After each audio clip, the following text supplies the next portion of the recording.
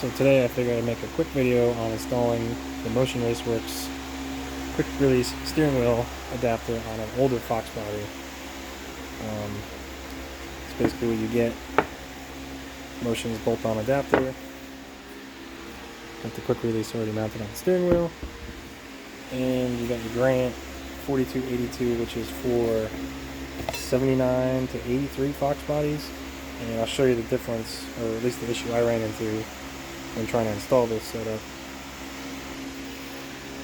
So the first thing is, this is the stock nut that holds the stock steering wheel on the fox body column. It does not fit in the Motion adapter.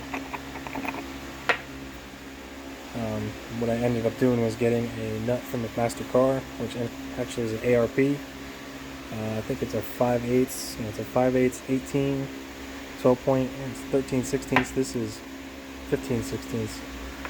So this will fit. I'll drop everything around, please. Fit inside there. I'm gonna have to machine this shoulder down in diameter to make it actually work. And I'll show you the other thing I ran into as well. So this is the Grant adapter just kind of stuck on there to mock it up, and you can see the steering shaft sticks out about almost an inch. And what happens is the Motion adapter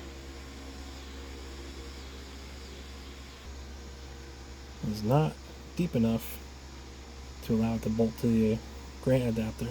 So I guess there's a couple options. This, I believe there's supposed to be a retainer on here so the nut can't back off, which my car didn't have it anyway. I guess you could cut this off or cut this down, but I kind of like want to leave it alone so I can put the stock steering wheel back on it if I want to.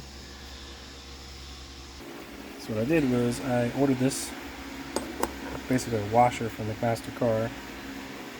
You can see it's 2.26 in outside diameter.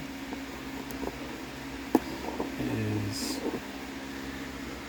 1.19 inside diameter. I drilled 3 holes in it to match up with the Motion adapter. It is 0.316 thick. And when you bolt it all together, that's what you get.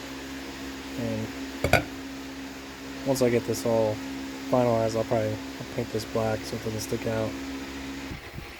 Installed. That's what you got.